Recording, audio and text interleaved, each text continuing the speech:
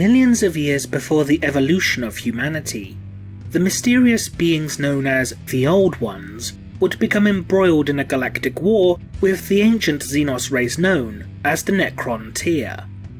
Despite their advanced technologies and superior numbers, the Necron-Tyr suffered defeat after defeat at the hands of the Old Ones, thanks to the Old Ones' warp-based technology and their subspace network known as the Webway, which allowed the Old Ones to strike and fade at the Necron-Tyr before they could retaliate. As the Necron-Tyr allied themselves with the godlike entities known as the Gatan, and transformed their species into the robotic constructs now known as the Necrons in an attempt to defeat their enemies, the Old Ones in response were forced to create and engineer new races to serve as soldiers in their war. These races included the Eldari, the Rashan, and the Knib. As the war raged on, and the conflict began to turn against the Old Ones, they were forced to create even more races in a desperate attempt to turn the tide against the Necrons. Some of these final races created by the Old Ones included the ape-like Jakero and a species known as the Krork, the ancestors of the modern-day Orc race. The Orcs are a brutal and warlike Xenos species, designed from the outset to act as little more than living weapons, treating war with the same reverence that a priest would hold towards their religion. They are physically strong and immensely durable, able to shrug off wounds that would kill or cripple other species. During the final days of the War in Heaven, the Old Ones would begin to take steps to ensure that the Krork and their descendants would survive and thrive after their extinction. This would result in the Old Ones instilling artificial strands of DNA into the Orc genome, which would give certain Orkoids the instinctive ability to perform certain tasks in order to maintain their nascent civilization and culture. These particular Orcs would be known collectively as Odd Boys, and the term would grow to include many unique types of Orc, including Mechaniacs, who at a genetic level know how to invent, manufacture and maintain various pieces of technology, Pain Boys, who supposedly know enough about Orkoid biology to act as doctors and surgeons, and Runt Herds, who display amazing patience and linguistic skills by Orkoid standards, making them well suited for the roles of slave masters and shepherds. Other lesser roles include Some Boys, who are mathematical geniuses who operate as accountants and financiers, and Brew Boys, who are instinctively skilled chefs and brewers. However, the Orcs of today would appear to be a far cry from their Krork progenitors, both on a physical and socio-technological level. Which leads to the question, have the Orcs effectively devolved in comparison to their ancestors despite the Old Ones' best efforts to preserve the species? It's no secret that the Krork do indeed display many key differences compared to their descendants. These differences would even be noted by the Consortium faction led by Fabius Bile, the former chief apothecary of the Emperor's Children Traitor Legion, as detailed within the following passage from the novel Clone Lord, where Bile's Consortium finds themselves examining the various specimens found within the collection of the Necron Lord, Trazyn the Infinite, including that of a Krork. Savona murmured, staring up at the towering, 12-meter-tall monstrosity that loomed in a nearby nook.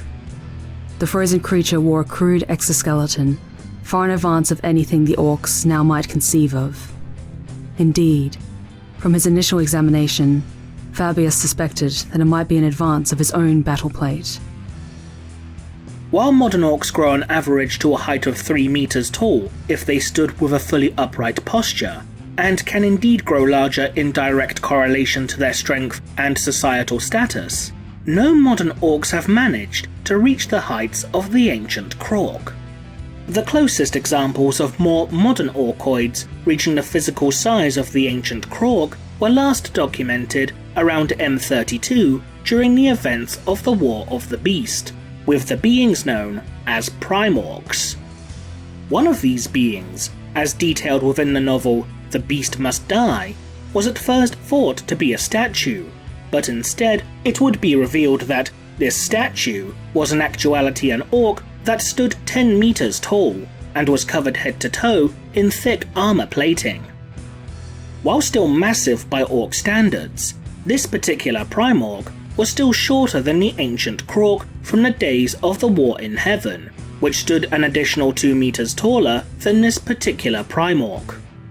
However, the fact that orcs do continue to grow with how much stronger and higher ranking they become does seem to suggest that if a particular orc warlord grew powerful enough, then they would one day grow to the size of those older Primorcs and Krork.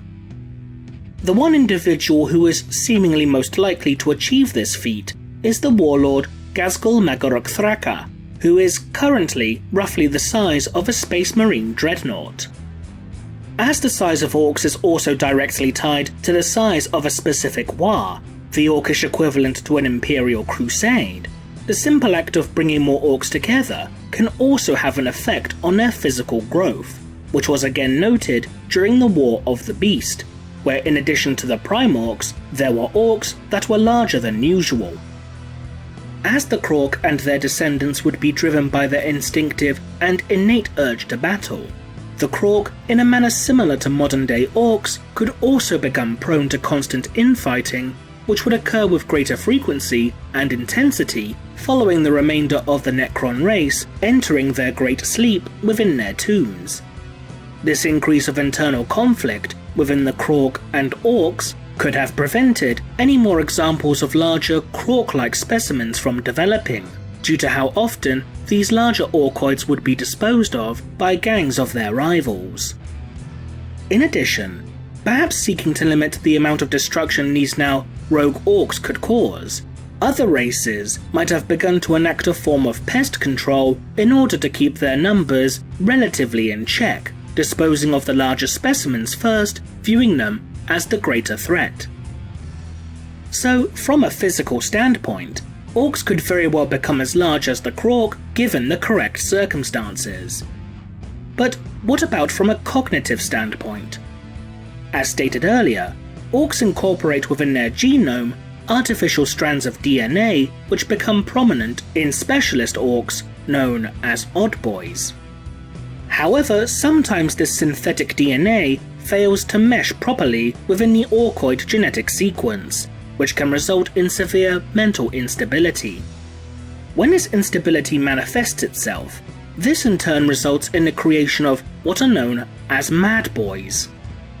These Mad Boys are seen as little more than gibbering idiots by the rest of Orc society, and Mad Boys will often congregate together in what are known as Mad Mobs, which act in a completely unpredictable manner. The behaviour of the Mad Boys within these Mad Mobs will often change at a moment's notice, such as switching from being psychotically violent one moment to becoming obsessed with finding a lost shoe the next. However, these specific Mad Boys are not to be confused with the type of Mad Boys encountered within feral Orc societies, who are driven insane from encountering and becoming overwhelmed by the concept of technology and mechanical devices. But the Mad Boys themselves could hold the key to the changes in the Orcs' mental devolution.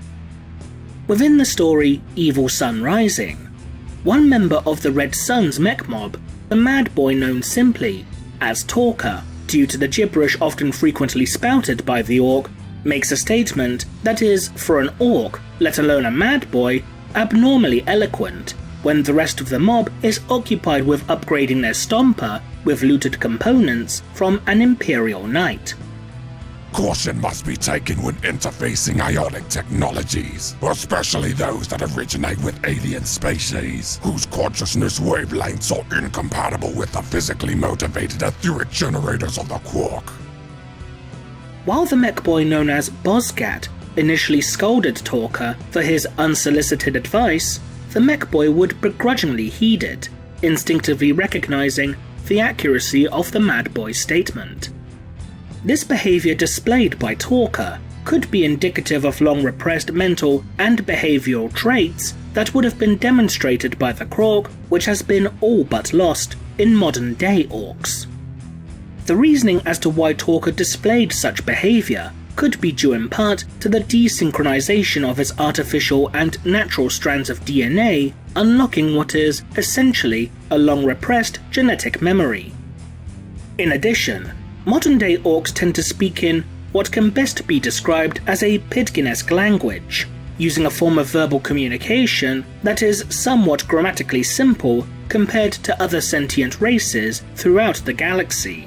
Although on rare occasions, some individual Orcs, such as Gazgul Magorok Thraka, have been able to learn and fluently speak more grammatically complex languages, such as Imperial Gothic. As well as this, during the War of the Beast, the Orcs that comprised the Beast's Great War were noted to have displayed behaviour as well as manufactured technology to a standard that was considered to be anomalous within the Orc species. Such behaviours included making use of specific tactics that the Orcs were considered incapable of fielding, such as psychological warfare and holding their best troops in reserve.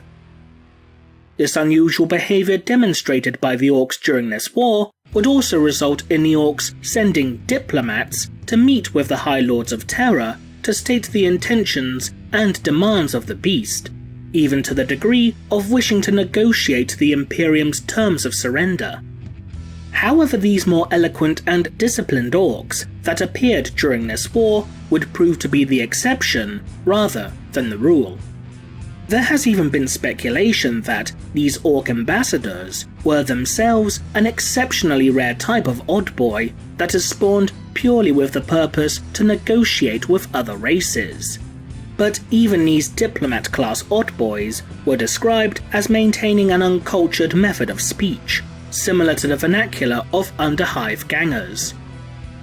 Orc technology has also been demonstrated as being nowhere near advanced as that of the Krog, which, as stated earlier, could feasibly have been technologically superior to even that of modern-day Imperial technology. Contemporary Orc technology, by comparison, is shown to be exceptionally crude and ramshackle, often literally being hammered into place. While certain pieces of Orcish engineering are undoubtedly impressive for its simple efficiency, other examples, such as shooters, simply will not work unless used in conjunction with the natural psychic field, known as a war field, that is subconsciously emitted by Orcoids, which will allow the technology to operate as intended, simply due to the fact that the Orc believes it will.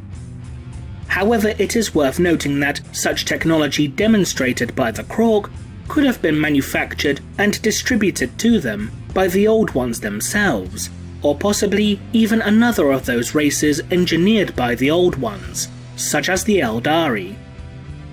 Though again, it is worth noting that the war field generated by the Orcs could very well indeed also cause them to grow more intelligent in direct correlation to the potency of the war field itself.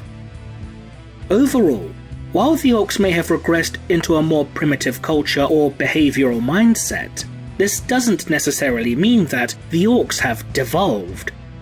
There have been many human-inhabited worlds throughout the galaxy that have degenerated from a civilized to an extremely primitive state. These particular planets are classified by the Imperium as feral worlds, which are worlds that sport a Stone to Bronze Age level equivalent of civilization. Without the Old Ones to properly guide and maintain the Krog civilization after their inevitable extinction, outside the steps that the race had already taken, then perhaps the Orcs, either unable to or simply uninterested in maintaining a more complicated societal mindset, simply regressed into a more simplistic existence. What do you think? Leave a comment below, and thanks for watching.